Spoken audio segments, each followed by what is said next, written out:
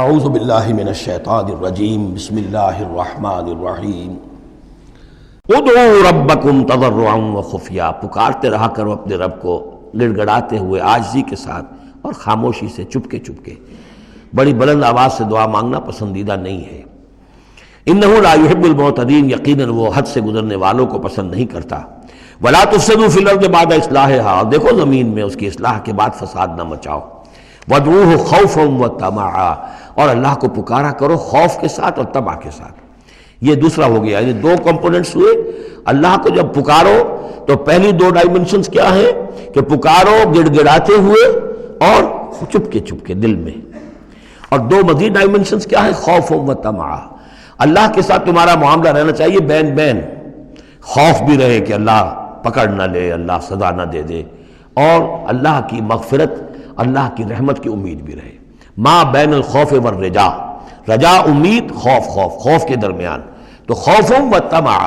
اللہ کو جب بھی پکارو ان دونوں کے بین بین ہو کر تمہاری کیفیت قلبی اور روحانی ہونی چاہیے۔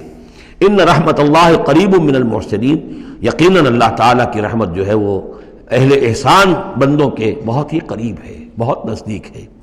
وَهُوَ الَّذِي يُرْسِلُ الرِّيَاحَ بُشْرًا بَيْنَ يَدَيْ رَحْمَتِهِ، اور وہی ہے جو بھیجتا ہے ہوائیں بشارت دیتی ہوئی اس کی رحمت کے آگے آگے، یعنی بارش جب آنی ہوتی ہے تو اس سے آگے آگے ٹھنڈی ہوا کے جھونکے آتے ہیں، یہ گویا کہ بشارت لے کے آ رہی ہیں کہ بارش آنے والی ہے۔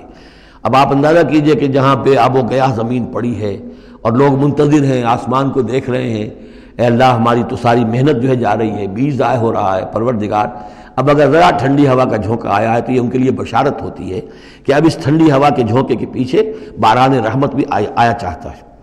یرسل الریاح بشرا بین یدی رحمتہ حتی اذا اقلت سحابا ثقالا، یہاں تک کہ جب وہ ہوائیں اٹھا لاتی ہیں بڑے بڑے بھاری اور بادل، اب یہ بادلوں میں کتنے کتنے ٹن پانی ہوتا ہوگا جو آ رہا ہے زمین پر گرتا ہے، اس کا کوئی حساب کتاب کیا جائے کتنے بھاری بادل ہیں یہ، لیکن یہ ہوائیں ان کو لیے پھر رہی ہیں، روئی کے گالوں کی طرح ہوائیں پھر رہی ہیں۔ سقناہ لبلد میت، تو ہم اس کو ہانک دیتے ہیں اس پانی کو ایک مردہ زمین کی طرف، بے آب و گیا وادی کی طرف۔ فانزلنا بہ الماء، ہم ان بادلوں کو ہانک دیتے ہیں، وہ ہوائیں جو ہیں ہانک کر لے جاتی ہیں ایک ایسی زمین کی طرف کہ جو مردہ ہے، بے آب و گیا ہے۔ فانزلنا بہ الماء، پھر ہم اس پر پانی برساتے ہیں۔ فاخرجنا بہ من کل الثمرات، اور پھر ہم اس سے زمین میں سے ہر طرح کے میوے نکال دیتے ہیں۔ اور کچھ نہیں تو گھاس ہی ہو گئی، چراگاہی ہو گئی، اور اگر آپ نے کچھ بیج ڈالے ہوئے تھے یا یہ کہ بیج پڑے ہوئے تھے کسی باغ کے اندر، اوپر سے گر گر کے اس کے پھلوں میں سے وہ خود بخود پھوٹیں گے، اور وہ جو اللہ تعالیٰ کی طرف سے جو ہے وہ زمین کے اپنے خزانے نکال دے گی۔ کذالک نخرج الموتیٰ، اور یہ ہے اصل جو تشبیہ دی گئی، اسی طرح ہم مردوں کو نکال لائیں گے زمین سے۔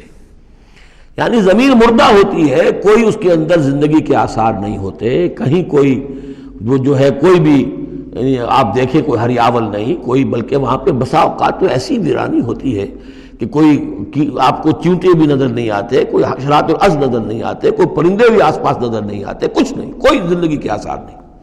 بارش ہوتی ہے، اس کے بعد یہ کہ اب آپ کو دیکھتے ہیں چلت پھرت ہے، ایک دم جو ہے زمین جو ہے اس نے بھی ہریاول ہرا جو ہے وہ گہنا پہن لیا ہے، اس کے ہرے ہرے کپڑے سمجھیے کہ وہ دلہن جو ہے آراستہ ہو گئی ہے، اور پھر اب چرند پرند بھی آ گئے ہیں، زندگی مگر اب زندگی ہی زندگی ہے، معجزاً ساقی۔